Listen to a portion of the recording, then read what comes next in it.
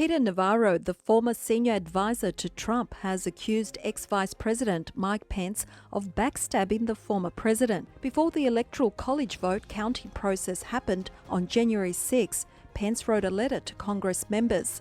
The former vice president argued that even though he shared the concerns of millions of Americans about the 2020 presidential election's integrity, he refused to reject Electoral College votes from states which, according to Trump, require investigating.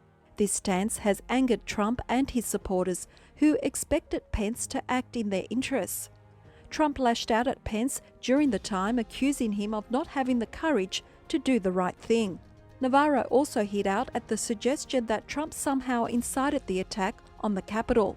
In the interview, he said that Trump would be the last person on earth who wanted it to happen, since it enabled Democrats to cancel a potential investigation into voting discrepancies.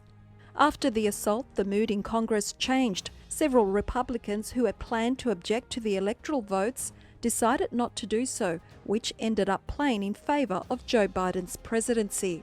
Navarro is also unhappy that the Department of Justice seemed to have fast-tracked Biden's executive orders compared to the slow approach they took concerning Trump's executive orders.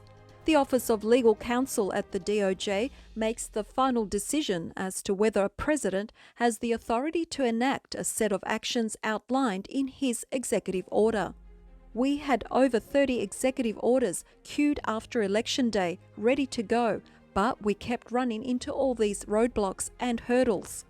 It turns out that Bill Barr's Office of Legal Counsel was fast-tracking all of these Biden executive orders, and basically it was a deep state coup, Navarro said in an interview with Fox News.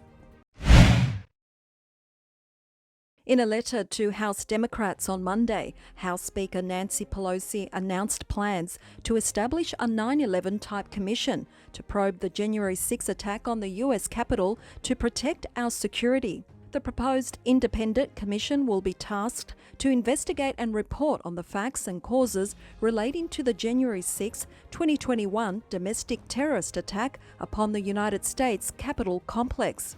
Pelosi strongly believes there is a need to form such a commission, which would be established by a statute passed by both chambers and signed into law by the president. The members of the commission would be from outside the government and not elected leaders. Earlier this month, in a letter to House Democrats, Pelosi wrote that it is clear that we will need to establish a 9/11-type commission to examine and report upon the facts, causes and security relating to the terrorist mob attack on January 6.